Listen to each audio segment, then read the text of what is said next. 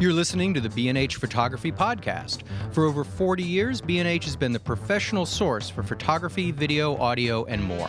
For your favorite gear, news, and reviews, visit us at bnh.com or download the B&H app to your iPhone or Android device. Now here's your host, Alan Weitz. Welcome to the B&H Photography Podcast, and please remember, rate and review us on iTunes and tweet us at BH Photo Video with the hashtag BH Photo Podcast. We recently traveled to the distant corner of 34th Street and 8th Avenue, New York City, to the OPTIC 2016 Imaging Conference. OPTIC presents the best in nature and landscape photography and was filled with presentations by many outstanding photographers. The show was sponsored by B&H Photo and was free to the public. In future episodes, we'll present our conversations with Ralph Lee Hopkins, Brenda Tharp, Flip Nicklin, Erica Larson, and others. But today, we bring you two incredible conversations with undeniable legends of the medium. Our first chat is with the keynote speaker of OPTIC 2016, Michael Kenna, and next we sit down with father and son, Paul and John Paul Caponigro. A master of composition and long exposure, Michael Kenna is known primarily for his medium format black and white landscape photography. He spoke of the relationship he feels with his inanimate subjects and the role that chance can play in even the most composed of photographs. Personally speaking, his work just floors me. We're being joined now by Michael Kenna, who was the keynote speaker this morning and an amazingly refreshing photographer. I can go on for hours about his work, but we'll try to... Yeah, please do. Then I don't have to speak. It's fine. I also might say you have excellent choice in eyeglass frames. I was just going to agree on yours too. Yes.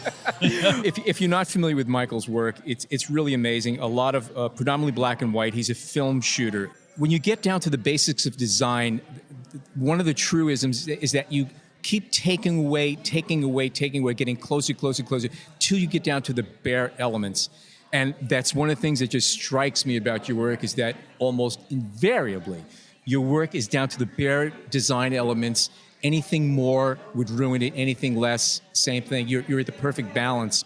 And I think it's also interesting that you really prefer, even though you've used digital, you still prefer to shoot film. And something that I learned on film. I started on 4x5 a million years ago, and 2 years ago started shooting film again to improve my digital, just for the discipline aspect. But you really rely on it, and one of the things that you kept coming back to is that when you're shooting, you really never know what you're going home with. And that to me is a magical thing that is lost to a lot of people.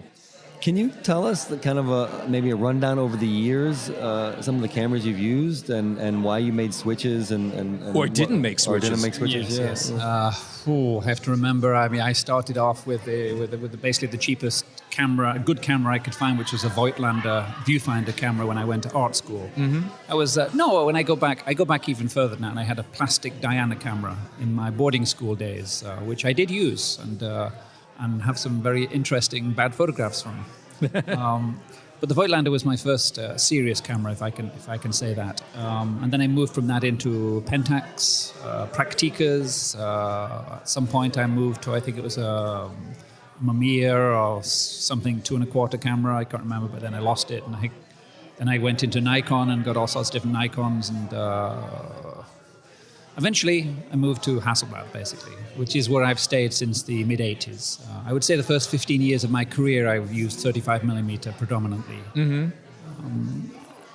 And even in 35mm, just the decision-making process of whether it should be horizontal or vertical began to be slightly annoying. I was going to ask you whether it was the larger negative that attracted you to the Hasselblad or medium format in general, or was it this square picture? I think generally, if I look back, when photography has got to the point where I know what I'm getting, I lose some of the interest in it.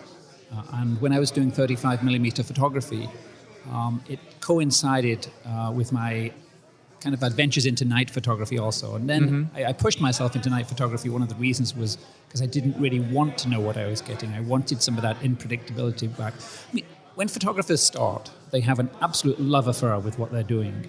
And I think as they go on and on and on, they reach certain plateaus. And then you really have to push through very, very hard to get to the next plateau. Sometimes that takes many hours, days, weeks, months and years, and a lot of us photographers don't want to do that. We want kind of instant results almost. And you have to fight against that. At least I've always found that I had to fight against that. I moved into 2.25 primarily because I was getting a little upset with the predictability of 35 millimeter. I knew what I was doing. I knew what. It's almost the opposite of the Ansel Adams theory that when you photograph, you should know exactly how you're going to print it. My way has always been the reverse of that. I really don't. So you want get nervous to know. when you start getting comfortable. Exactly. Yes, I do. Interesting. And I moved into 2.25. First of all, just with a waist level viewfinder because it was back to front. It immediately upset all my, my knowledge. On the first series of work I made, I printed 16 by 20. I made large prints because they were very graphic and they were the reverse of what I would normally see. They were almost Asian in style, in some strange way. After about a year of that, I actually found a prism finder, and so at least now I can look through the viewfinder and photograph the correct way or the right way. Did you find that working reversed, which is what happens when you look through the viewfinder of a 4x5 or a Hasselblad or anything that doesn't have a prism on it, did that sharpen your sense of composition? Because your sense of composition is dead on. I mean, it's really phenomenal. And I found my experience is that when you look at something reversed or flipped upside down and backwards, it becomes objective rather than subjective. And now you're just looking at the shapes and the shadows and the lines. Yes, exactly. Did you find that true? Yes, very true. And certainly when I was using the viewfinder, I would often purposely, it sounds weird, but purposely look out of focus. I would blur my eyes so that I could just see shapes. Objects, what is touching the edges. And when I print everything myself. I find that very, very important. When I print images, often I print them upside down. And I print them upside down for a reason, because I can see it much more objectively. It's not a house, it's not a tree, it's just a dark form in a composition. And essentially, as photographers, we are trying to communicate something, and we are trying to attract an audience to look at the image. And there are ways of doing that. In a sense, you can manipulate a viewer into looking at your work. You can guide the viewer into certain areas of your work. You could make areas important or less important, more significant, less significant, whether it's in terms of contrast, black and white, composition, or cropping. There's lots of ways of doing it. Do you I know you shoot film. That's your preference. I mean, what about your prints? You go from start to finish. You carry the whole process Everything, through. Yes. Are you printing traditional darkroom, or are you converting your negatives to? No, all traditional darkroom. It is. So yes. Okay.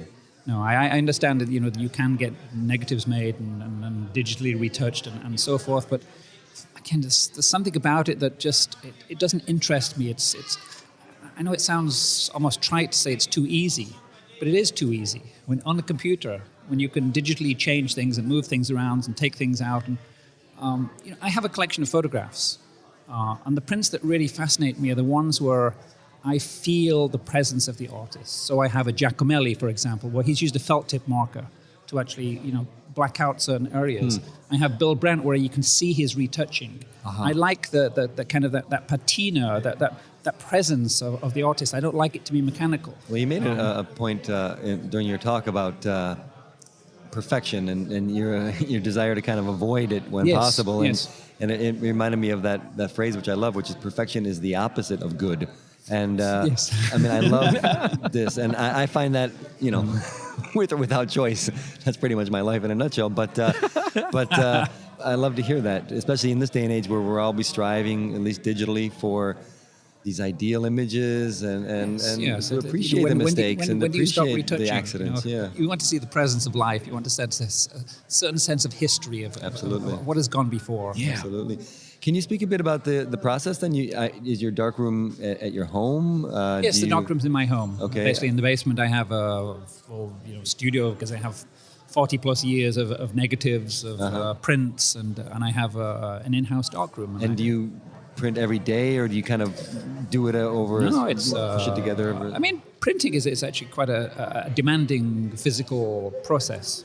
So sometimes I print 3 or 4 days on the stretch, and then that's my body hurts. You're cooked. It's like signing books. Yes, It's not easy, but it's. I mean, there is something absolutely magical that being in the darkroom. You lose all sense of time, and you're there alone. I often listen to books on tape, and for me, a negative is very much like a piece of clay or a substance. It's something you can work with. It's not something again, it goes back to, post-visualization, pre-visualization. How do you want to do that? For me, I like to go into the darkroom completely objective, making a print and then playing with it. And I can play with it for 3, 4, or 5 hours before I have what I consider to be an interesting print. Mm-hmm. And that interesting print is a personal print. I often say if I gave the negative to somebody else, hopefully they would come out with a completely different print. Sure. And that's the way it should be. Well, it's like sheet music. If you can have 10 people who are very accomplished musicians, you give each of them the same piece of sheet music, you're going to hear a different melody. You're going to hear different nuances and stuff like that. So yes. It's the same thing with that. Yes. But are you frustrated by the shrinking availability of chemical of film yes, and course. chemistry and paper? Yes. What kind of paper, specifically what paper are you using these days? Because I know that really got hit. I use Ilford Multigrade. Okay. I've been using it since the mid-'80s. I was part of the pilot project when they were first testing it. Oh, so and you I've know this remained product. faithful ever since because I also tone it slightly, just a sepia tone in the highlights. And I've done this a long, long time. I know it inside out. Probably I could use other papers if I had to. I've often said, if all the materials disappeared, then I would probably have to go digital. It wouldn't be the end of the world, if I still have my health. If you put things in perspective, it's not such a huge issue, actually. But as long as it's available, it's like using an old guitar or something that's familiar with, that you really enjoy, I will continue doing the same thing. I have experimented many times with digital prints, I have to say. And I have never found a digital print that I love. I just can't. And that's a completely personal thing. The thousands and thousands of photographers who are completely happy, satisfied with digital prints. I'm not. And that's something perhaps lacking in me, but as long as I can print silver prints, I infinitely prefer them. Well, if you can, why not? Yeah. It's also something about the fact that the no silver print is actually identical to the next one. Yes. It's just not possible. That's true. That's and very, whereas, very true. Once you get one digital print, you press that button again, and you can get identical print, second time, third time, fourth time. My question before was, do you, in the sense that when you want to go into the dark room and you want to be fresh and objective to some degree, do you purposely wait a period of time after you've shot a series or a selection to go into the dark room, or not necessarily? Well, that's my preference. It is. I mean, in life, it doesn't always work out that way because, perhaps you have an exhibition, perhaps you have a book, some commission, or, commercial. You don't know what you're doing. So sometimes, I showed work, that I printed literally a couple of weeks ago. During your presentation, you paid homage to many classic photographers, names that we all know. Were you also influenced by painters or sculptors, or because you went to art school, and I imagine you were bombarded with stuff? Who are some of the painters or illustrators or sculptors that have sort of stuck out to you? I mean, there are so many. It's impossible to name almost. Turner was certainly highly influential to begin with his atmospheric, with his light, with his blurring of details, with his obscuring of actually what is happening. Constable, the Impressionists, the Japanese printmakers. I mean, just wonderful. There's just soak it all in. There's too many. I think to find your vision, it's that old saying. To find yourself, you have to stand on the shoulders of giants, basically. Yes. Otherwise, you end up redoing the wheel. And certainly, when I was younger, I went to art school. I studied history of art many times, and I studied the history of photography. And there are certain image makers that you are attracted to, and others you're not. Right. And it's very simple. And then you begin to analyze why. There's vast amounts of photographers out there that don't leave very much impression on me. It's not because they're not brilliant, great, wonderful photographers. They're not my photography somehow. But there are some photographers who may not be particularly in the stellar orbits of the photography world that touch me. They're very, very profound. And those are the ones you have to really connect to, I think. You've done some very, very good commercial work for, you mentioned like Land Rover and BMW and some high-profile advertising. But you went to school for fine art, and your work is obviously fine art, the work that you do. I mean, that's actually not accurate. I did go to art school, and then I went to a photography school, which was primarily commercial. I studied to be, as I said, I studied to be a fashion photographer, a food photographer, an advertising photographer, a car photographer, every sort of photographer. They equipped you, supposedly, when you left, you could survive. That was my whole ideal. I needed to survive. I didn't have any safety net. I come from a very poor working class background. I needed to survive in England. I would have loved to have been a painter. I knew at that age, 19 years old, 18, I wouldn't survive. I'd be brushing the floor and cleaning gutters, and I just knew it. That's like when I went to the High School of Art and Design for Sculpture. I knew that I'm not going to be raising a family and making pots and clay animals, and I fell in love with photography, and there you go. Yeah. I get it. So I when I left photography school, I worked on Fleet Street selling images to newspapers, and it was for Magnum, which was amazing. I didn't realize at the time I had in my hands boxes of Lartigues, Cartier-Bressons, Bruno Barbie, just all these amazing photographers that I was seeing every day, and they were, they go into your senses without you even consciously doing it. And then I'd have to go to the Times and the Telegraph and the Daily Mail, trying to sell these photographs from Gamma and Sigma, and obviously it wasn't my profession. I'm not very good at sales. So after about 7 months, then I got a job working as an advertising assistant and a black and white printmaker for Anthony Blake. Ah, okay. So I kind of continued my commercial world, but at the same time, then I went to New York at a certain point. The end of my studies, I came as an exchange student. I worked in upstate New York in the Catskill Mountains. I made beds, mowed the lawn, cleaned the pool. All the stuff you do when you're a student. Sure. That's the apprentice program, at B&H. Yes, that's perfect. It's the same thing. Can I ask, regarding the commercial work you do, is your process the same? Do you do all the printing, and do you check all your contact sheets? It's probably primarily the reason I don't do very much commercial work now is that everything is now digital. You have, it's so international that creative directors across the world and clients, they want to see things instantly. They want to put their type on it. They want to lay them out, send it here, there, and everywhere.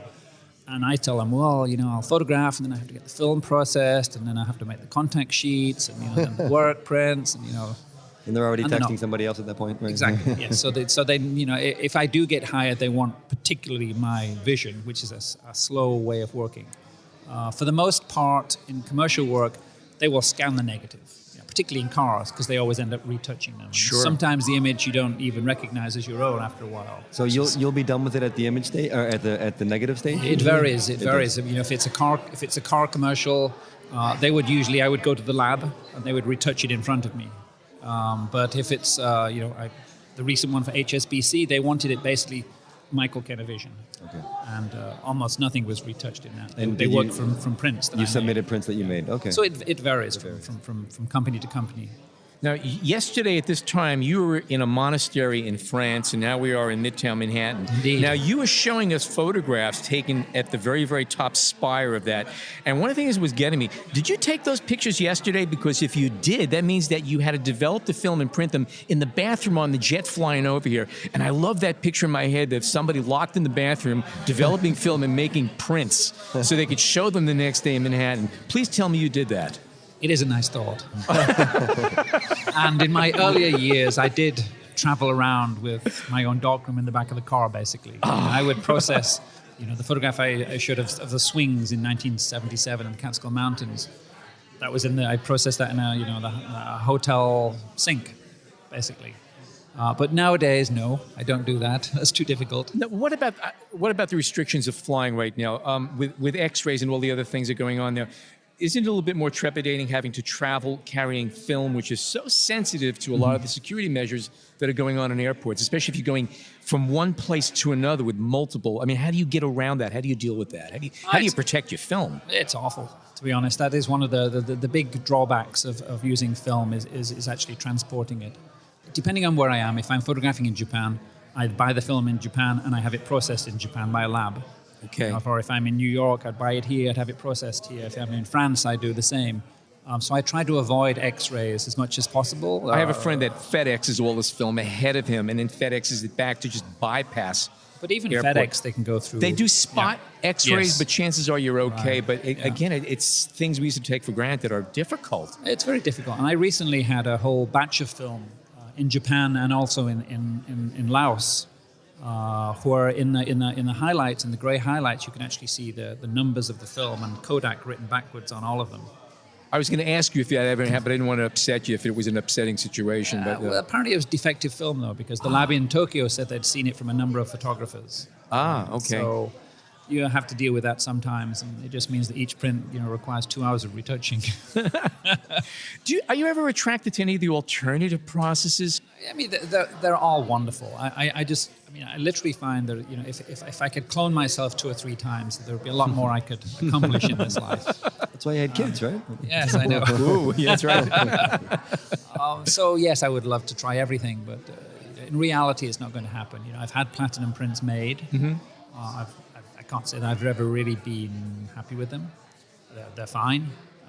For me, they're not as good as silver prints. I suppose, as I say, it's like if you have a musical instrument and you've played it for 40 years, and you can get the best new musical instrument, and it's just not the same. It's just a different medium. Yes. It's not your medium. Right. That actually reminds me. I was trying to formulate a question while I was listening to you talk about music, and the relationship between your photos and music, and I really couldn't think of anything to say, but you brought it up here. Is there anything in that? Do you find something musical about the work you do? Do you see connections between music and your photographic process to some degree? Music is so abstract, and it's so emotive. It touches us in certain places. And I like to think photography can be also abstract. It's difficult because with photography, you're always tied to reality.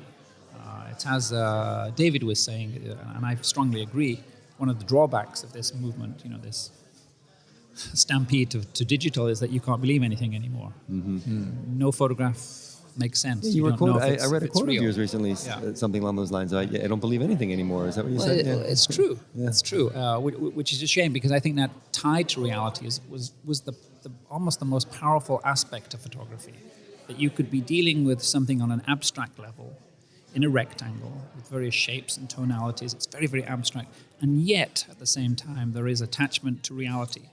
Painting is not the same, because painting is a bit like Photoshop. You can paint and add something and change something or whatever else. Sculpture's not the same. All of these mediums are not the same, which doesn't really answer your question about music, but... No, it's okay. I didn't really have much of a question. It just it came to me. Do you like Van Morrison by any chance? Oh, yes, very much. Okay, yes. All right. There was something you said, and I thought, wow, that sounds like some Van Morrison talking right there. Could be, yes. Anyway, but, you spoke a lot about what we're doing a show soon called Collaborating with Chance, and the idea of how much chance is tied into the work that you ultimately get.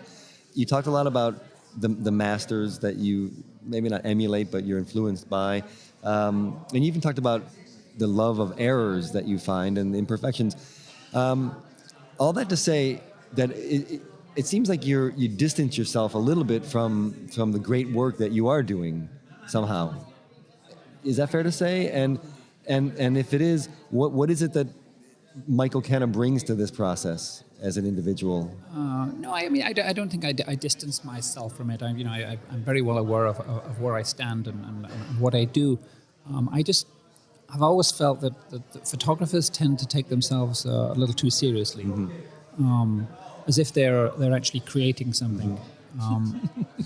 And I really do believe that we are... I love it. As if you created something. No, I really do think that we are mediums very much. We are, as I said, I tried to explain that when you see something, beautiful out there, and you're photographing it, you're not the author. You are photographing something beautiful. And the more and more technology gets to the point where it's so automatic, you just press a button, in 15 frames a second, the less and less, in a sense, you are the author. You're just recording what he's already created. We as photographers, we are those that recognize. Mm-hmm. So is that somehow to describe it? You recognize the beauty, you recognize, and you form the shape around it? Well, in some ways, we're editors also. Yeah. I often say we see so much all the time, three-dimensional colors, different senses, and we're trying to make selections of what is somehow significant, important, and is worthy of communication. But you have to have a certain humbleness to do that, as well as a certain ego, because you're saying, yes, I'm making the selection. But you also have to say, yes, but I am just the medium. You can't be the point where you say, I am the creator. That doesn't make any sense to me whatsoever. So I don't distance myself from what I'm doing. I try to do as much as I can do. There's my favorite soccer team in England is Everton. And their motto is nil satis nisi optimum, which means in Latin, nothing but the best is good enough, which is what we as humans should be striving for at all times in all levels of our existence. I, as a photographer, strive for that. A big gripe I have with a lot of photographers, and there are a few people I know of personally that I have trouble with it. They go through great expense and distance to capture photographs that everybody else has already taken. They'll go to the parks, all this. They'll travel for 2 or 3 days and get up at, to take a picture, to stand on the same pile of rocks that countless other people have stood on top, and probably left and right of them do the same, to capture the same picture everyone else has. And I don't get that from you. Have you found yourself in a situation where you go, that's amazing, but wait a minute, it's been done already, and you turn around? Many times. I mean, it happens all the time, but as I was trying to explain to somebody earlier, the fact that you have a camera and somebody else has a camera doesn't mean that you have that much in common. It's like somebody who has a pencil and somebody else has a pencil. Michelangelo had a pencil. My accountant has a pencil. What have they got in common? It's the same with cameras, I think. So yes, some people just love to travel. Some people came over before, one person came over before and said, I listened to 5 minutes of your lecture, but I'm really only interested in cameras, so I walked out. But it's okay. Yes. We all have our proclivities, our obsessions, our interests, and I think that makes the world a very interesting place. So yes, somebody, if they have the money, they can spend all this time and effort and go to the place and try to get a duplicate of somebody else. I remember bumping into, I'd rather not mention names, but a photographer who'd basically spent the last 10 years wandering around in footsteps of other photographers, including my own. And he was so proud that he had photographs that looked exactly like mine. Just exactly. He'd gone to the same place and photographed in the same manner, used Photoshop to make it exactly. But he was so proud. But that was his way of working. And it's far. I can't judge him and say, well, that's not relevant, because that's what he enjoys doing. Some years ago, I stepped into a hardware store near my house, and I happened to have a shirt that had a Kodak logo on it. And the guy behind the counter was early 20s, and he goes, "Are you a photographer?" I go, "Yeah." He goes, "Can I show you a picture I just took?" Sure. And he takes out a little yellow Kodak. This is actually years ago. And he takes out a perfect picture, and it was taken at like SeaWorld, of one of the orca whales jumping out, taking the fish out of the trainer's hand with an out-of-focus audience behind. Yeah. It was a perfect photograph. And I said, "You took this picture?" He goes, "Yeah." I go, "It's a wonderful photograph." He goes, "I thought so. It was a billboard." That is great. And he was so proud of himself that he took a perfect picture of this billboard, and he's proud. Yes. Well, if you had a very famous... I take pictures of billboards. If you had a very famous name, you could probably sell it for a lot of money as a good appropriation. Yeah, right. I'm sure there's some postmodernist concept behind that. Yes, and that's a topic for another show. There we go. Totally. Oh, well. Okay. Do you shoot... I'm sorry, last question. Do you shoot up in the Northwest, the Pacific Northwest? Or not much? I'm beginning to, yes. Yeah, I find it difficult, actually. I've always found it difficult to photograph around where I live. Near your home. Only because of the logistics. Mm-hmm. There's things to do, children to take to school, spend time, with the family. There's bills to pay. There's telephone. There's just stuff, always stuff. It's very difficult to step away from that stuff. Well, that's like you mentioned, being in a monastery for several days, and there's silence. Exactly. I got what you're talking about there. But you need to take yourself out of your routine, your day-to-day, and get into... It's difficult to say, I've got 3 hours, let me go out and be creative. Yeah. Because I often say, you don't know if you're going to be there 5 seconds, 5 days, 5 years. Whether you have to respond to individual creative events. Mm-hmm. And it's very difficult to do on a schedule. So for my part, I say, this week, this 2 weeks, I'm going to this place. Sometimes if it's in Asia, it's with a guide to help me deal with all these logistics that I don't want to deal with. Finding hotels in the middle of Japan is not easy. And then I'm happy if my assistants leave me alone, just completely. When I do commercial work, I trained my assistant, because I do long exposures, I trained my assistant to tell the client and the art director that I was counting of the long exposure. Mm-hmm. And as a result, I could set up a tripod, not even be photographing, and walk around, and everybody left me alone completely. And that was the way to photograph. People respect distance. They're not always conversing and saying, well, what if he did this, and how about that, and what do you think of that picture? And because you can't think straight. Yeah, absolutely. Great takeaway. Great takeaway. Well, Michael Kenna, thank you so much for joining us. Oh, great wonderful, pleasure. wonderful work. Pleasure talking with you, seeing your work. Mm-hmm. Thank you. Great to be here. Thank you. Our pleasure. Thank you very much.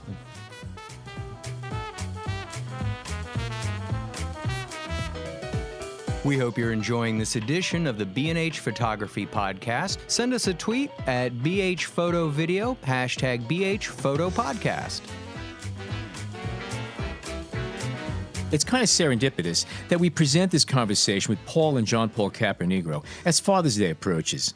In addition to a wonderful conversation on the nature of art and spirituality, we also talked about parenting and raising a creative child.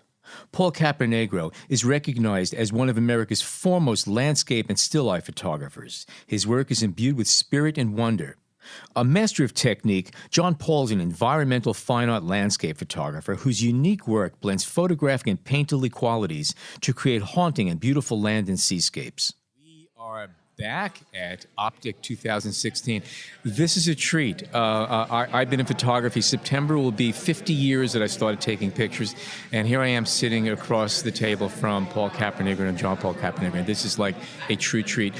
Before we start, I just want to tell you something really quickly. Yesterday evening, we were walking in front of the store. I bumped into you guys, and I don't know whether you picked it up, but a lot of people are stopping and turning and pointing, and the last time I saw that kind of buzz was when Russell Crowe was walking in front of the store. So that's what it is. You guys, the antennas go up and the buzz starts, and it was really magical to see that, and you guys deserve it.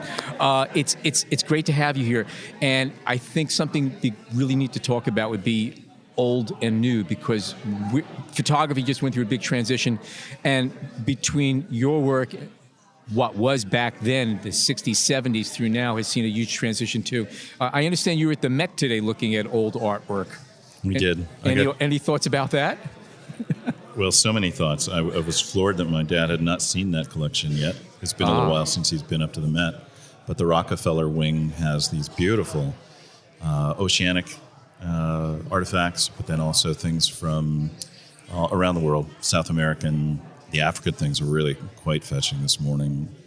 There's a kind of a primal spirit to the way that these people make what we consider art. I'm not sure that they always considered it art. I read a wonderful book called The Primal Mind by a Native American historian that said a lot of these cultures don't have a word for art. They just consider it an effervescence of spirit. Interesting. And boy, is there a lot of spirit in that room. Yeah, that's a very interesting thing. So I was delighted to see Dad's reactions to so many of my favorite artworks and some new things that he would tuned into. Well, to be in the presence of that much of that oceanic art was a real surprise to me. Whoever collected that stuff brought it there and then assembled it. It has even a greater impact. You meet a couple of individual pieces and it's pretty exciting, but to have that room concentrated with that kind of power, I'm glad he brought me. I mean, I'm even almost happy that I came to New York City. Is that said with a Boston accent or no? Sorry? No. Where's home? Where were you born and raised? Boston? That's what I thought. You got it. You nailed it. That's what I thought. Okay. Yeah, you nailed it. Okay. Well, he's tried really hard to get rid of that accent. Okay. And done a very good job. I'm impressed that you picked it up. Well, Shame I guess on it was you. the hate of New York that came through more than the accent itself. I love New York. Born in Boston, but I like to say that I was conceived in New York. Well, you were. We'll have your dad ask him to talk about that maybe. But can you kind of take what Alan was getting at and the visit to the Met and talk a little bit in terms of your work and maybe what you're seeing even today and yesterday when Michael Kenna spoke and Paul's work and what connections or diversions you see in and I'll start it out. contemporary I'd photography. love to see where he takes it. Absolutely. Dad said something as we were flying down about his experience in China recently, which is a big thing for him to go all the way to China for that many weeks. And the people over there that were working with him asked him, well, how do I make more beautiful photographs? I said, well, you need to be more beautiful. Yeah. It reminded me like Jay Maisel saying, you want to take more interesting photographs? Be more interesting. But I think the art that we experienced this morning was definitely an extension of a way of being. It wasn't just cleverly crafted objects. It wasn't just craft. It was charged with life still. Many of those people are probably not with us today, but there's life in those objects. They're not just clever or well crafted.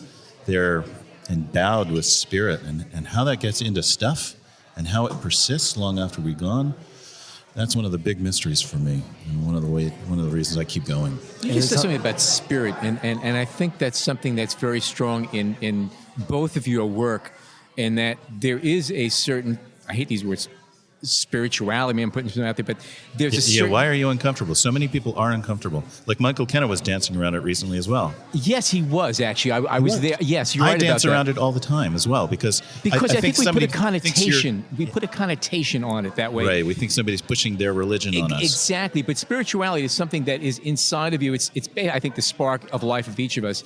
And when you do landscape and you do the kind of work that both of you are known for, that's something that comes through.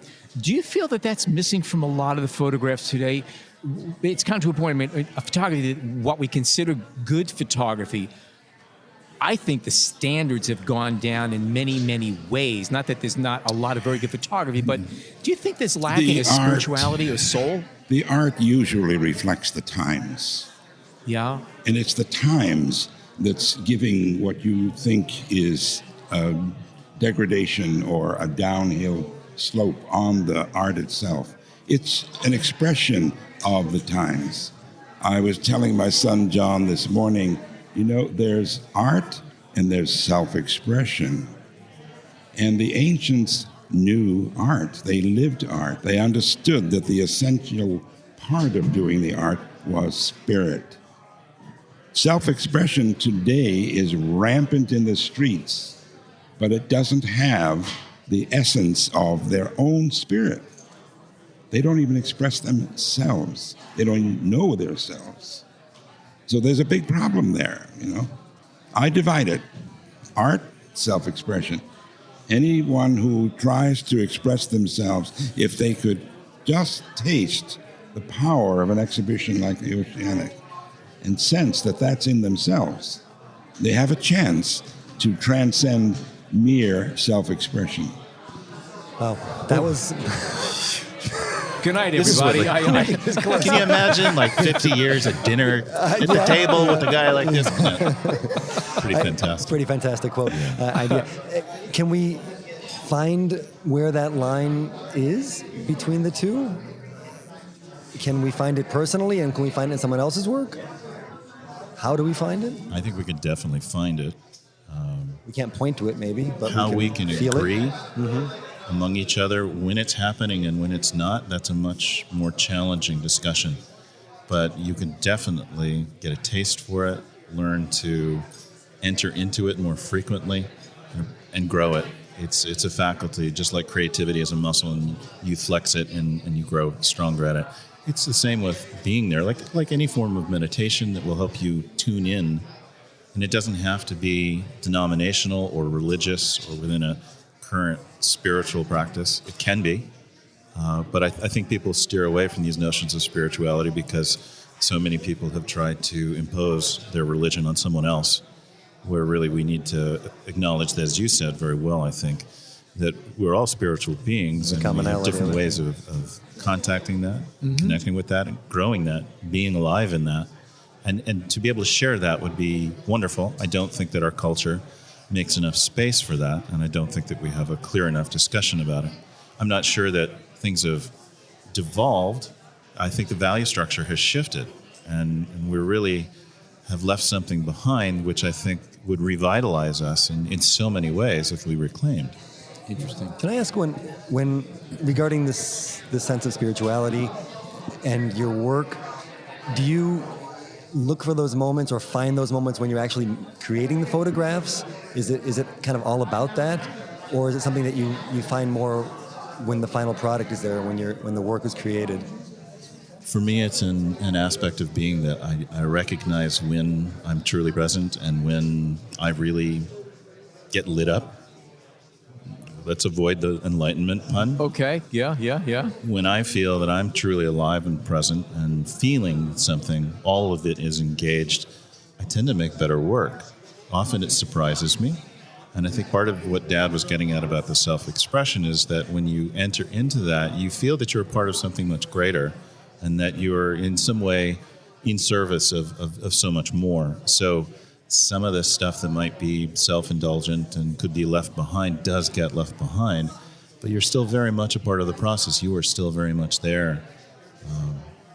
It's almost as if your spirit is one piece in a chorus. If you have to go looking for it, you're not going to find it. It finds you, or you meet it halfway. You cannot find it because it's already in you. But to get to the place where you could recognize, get past all of the intellectualization about it, get past that and find the place that could recognize that spirit is there. It's already there. You don't need to find it. You need to find that part of yourself that will take the interest and the time and the energy to seek it. So there has to be preparation to find it. Many ways for that preparation. I chose art. Another man will choose the church. Another one will go to a Himalaya and sit in a cave. Whatever the way, the search is for what already is established as spirit within the individual. I always say that photography, for the longest time, was an art, science, and a craft, and now it is just an accessory. You know? So do you think it's made it harder to get to the point that you're talking to, being that it's easier to take the picture now? It's made harder because people are teaching that the technology is where you get the possibility of a picture. They stress the wrong part of the human psyche. You stress it in the direction of the mechanicalness, and you're going to trip over yourself. So it's a lot easier to talk about that stuff too. Yes. Yeah, excellent. Oh, yes. Quantify it. It's much harder to talk about this, To qualify. Yeah. But, which we try and place that in the service of this. I have a relation to my materials. I have a genuine relation. When I buy a roll of film off the shelf, it's not a thing in a package. I know there's potential in there. Yes. I put it in my camera, light passes through, hits the film. And the process of realizing that these materials are energies. They've been corralled and put into forms that are useful, and we need to do this, that, and the other. But they are live entities. And to be in touch with the fact that it is alive promotes the fact that you're alive. And the more you're alive to it, the closer you get to the possibility of an image that will carry spirit. Is it safe to assume that you have a hard time relating to a digital image because you can't pick it up and hold it, and you can't touch it because it's electrons that go away as soon as the power's off? No, not right. This is a new age. It's a new era. Yeah. It's a new art. Okay. It's developing itself. We have one of the forerunners of helping to understand that the art has to be included in the technology of the matter. So it's not the technology itself, but again, who the artist is, where he's operating from, and can he maintain that state to have his energy buzz off into whatever the materials are. It doesn't matter what the materials are. The result is going to come from an individual who is. It's a process of being. Creativity is. All you have to do is realize, the students would say, I'm having a lot of trouble. I go to the galleries and they tell me my work isn't original enough. I said, oh, really? Give me something different, they say. Give us something creative, something original. I thought, all right, you go back and tell the dealer or whoever, look at the word. The root of the word originality is origin. You find your origin, and you will automatically be in touch with creativity. Then you work. This is one of the reasons I steer away from the words originality when we discuss this or when I talk about this with my students, and try and shift it over to authenticity, because it gets away from this notion of novelty. And originality could be quite different. Very good points. Who did you turn to back in the day for inspiration? Who lit your fire? Because there weren't seminars back then, and there weren't podcasts, and there weren't all of the things we have available that we take for granted today. Where did you turn when you were starting out and you needed some guidance or a way of focusing your sparks?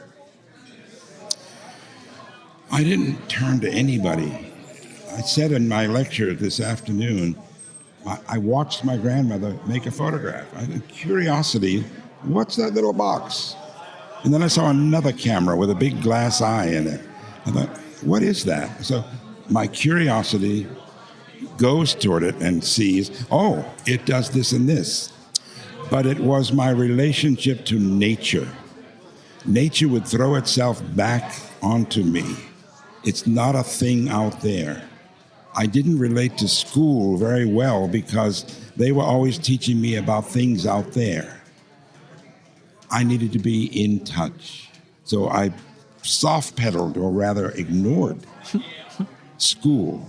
Couldn't wait for the bell to ring, run out of the door and go to the ocean, which was close by, and nature. And enough of that, nature said, oh, you saw your grandmother's camera? You should get one like it and try using it. So that's how I began. How'd you let yourself listen to that, though? How'd you decide not to ignore that when those voices were speaking to you? He's stubborn. Huh? No, that's a goddamn good question. A very, very important question. Sometimes the parents, the teachers of the individual leave him enough alone to be able to experience that he's already there. Then there's this whole school of thought that you have to teach the kid, do this to him, make sure he doesn't do that, get all the rules so he's not heard out there. It's a crapshoot as to who exactly is going to be favored with little pressure and the others that get too much of it. Then there's another school of thought that we come in to a life with something that's already there from a previous life, okay? So part of it also, I think, is the times. I've listened to the conversations that he's had with the many folks who've visited over the years and watched some of the other photographers. And I think during the 60s and 70s, there was much more of a space made for this. We talked about habits or having a practice. Well, practice is just doing things. Like we have a practice for brushing our teeth. We have a practice for working out. Do we have practices for being spiritual, possibly, but just being? We got to make a little time. But his colleagues supported that kind of thinking and talked about it. So if you looked at, certainly Minor White was a big influence, but then there was Walter Chappell and Bill Clift and a number of other people who were interested in an inner practice that informed the work, not just craft or the arc of history. They celebrated that internal aspect and they could share it in many ways. There's a rich dialogue, and I personally find it challenging to have that kind of conversation these days. Of course, you can see what I grew up with. Yeah. I'm used to having a lot of it, and it just makes you hungry for more. But when you run into somebody like Michael Kenna, who has a spiritual background and a very vital spiritual practice, though he doesn't consider it religious, even though he was raised that way, you see that that's alive in him, and it's wonderful to encounter people that are working in that activity. And I think that he and his work stands out because of that. I've seen a lot of amazing photographs in the past 2 days from a lot of very talented, very capable, disciplined practitioners of photography. Absolutely. And yet, I was stunned to listen and watch Michael Kenna come through. That is just all the things you just said. So I was asking myself, when we get in the presence of this kind of stuff, how do we know? And one of the things that I watch for is slowing down, silence, And I was watching my breath change when I was looking at the artifacts this morning. And while I was doing my lecture, as I played the images with the music, I was watching and listening for people's breath and seeing if it changed and when it did and who was reacting. And quite fascinating. If we just watch our breath, if we watch the energy in the room and also the noise, the silence is often very indicative. I think it tells us that we're really present. Can I ask, regarding your point about, to some degree, parenting and letting a child become themselves, was it fair to say that your father let you become yourself? I got to say he was absolutely fantastic. And now as a father with a son who has some artistic talent, I keep trying to think like, Dad, what'd you do so right? Because he never once made me feel like he would be prouder of me if I went into this, or that I should be like him. But he was always available and appreciative. I think he has just done a sensational job. And I'm still racking my brains to make sure that... What did I do? I ignored my parents. Well, at least Nona said, Paul was special, always hiding under the table. Nice word for it. I truly did not want to be caught into this whole family situation where you do this and you do that and you do that. And I thought, I can't do it. I don't want to. And I literally hid under the table or get off in a corner. I didn't want to be part of the fray. Something in me said, quiet time, quiet. And this wasn't a bad thing. No, no milk and cookies. Quiet time for you. Please. It's not a timeout, right? Yeah. It gave me a position of be yourself. Somebody has to, and you're the closest. And when you were raising John, did you think about this and how you would raise a son, or it just came naturally? No, I did not think about it. See, that's the problem. We think that thinking, and they have whole schools of psychological thought that's supposed to raise the kids in a better way by thinking, and they just get more complex. No, he's a live entity. I mean, they brought him out of the hospital, the room where he was born, and held him up to a glass, and I looked at this live entity, now breathing, crying, and my awe of this living thing is what sustained my leaving him be to breathe and develop. And become. I was more curious about him than he was. That might be more encouraging right there. It stems from an attitude, and the other stuff flows. They always made space on the fridge. There were Mom's drawings, and there were Dad's photographs, and they made space for mine. And those stories that they always embarrass you with, when you were a young boy. This one likes to say, I knew you'd be all right, kid, the day you brought home these 2 drawings of a house. Look what the teacher made me draw. Blue sky, red house, green grass. And look what I drew. Purple sky, magenta grass, and whatever the other color of the house was. They have color management kits okay. out there that could help you with that. Did they do? Really? At any rate, the celebration of an individual spirit. We all celebrated each other. And what's common to us is the spirit, so it's a celebration of spirit. How the individual works with it, needs to, has to, that's another matter. But somebody, after the lecture, came to me and chatted and said, and he wanted to know about the influences. And I said, look, influence is incessant. Carry a big shovel.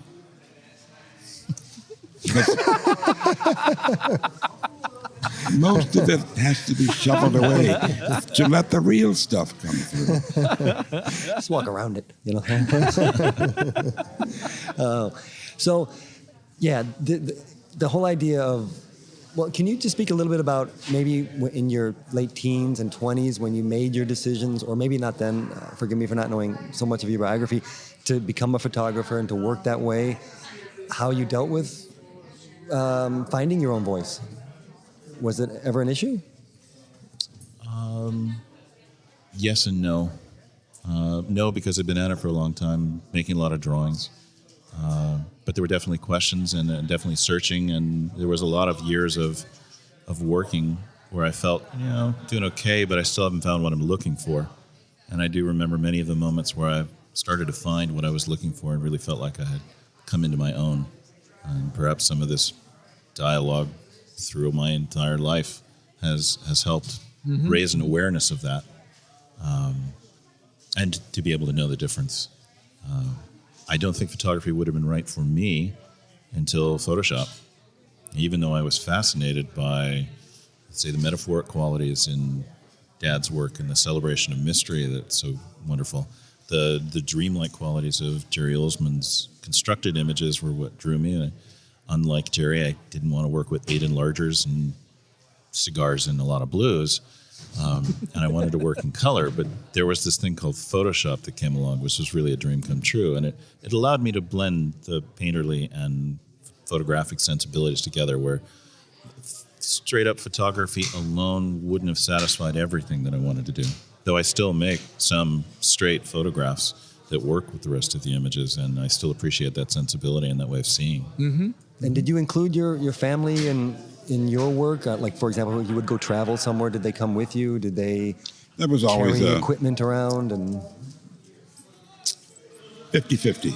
I mean, there are times when they could come and enjoyed having them. Other times they just couldn't make such a trip. So there was always in and out.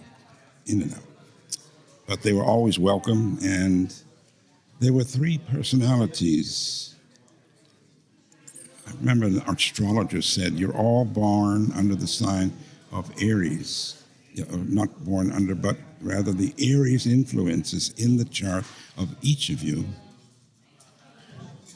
And it denotes that each of you wants to be left alone, an individual. You have your own sense of yourself. So his mother, myself, and himself. It always did feel like a collection of individuals rather than the typical family unit. The atmosphere was already Totally set up. It's amazing that it worked. In that way, it's just a matter of supporting one another. It starts with acknowledging and respecting. And from that, the other things flow.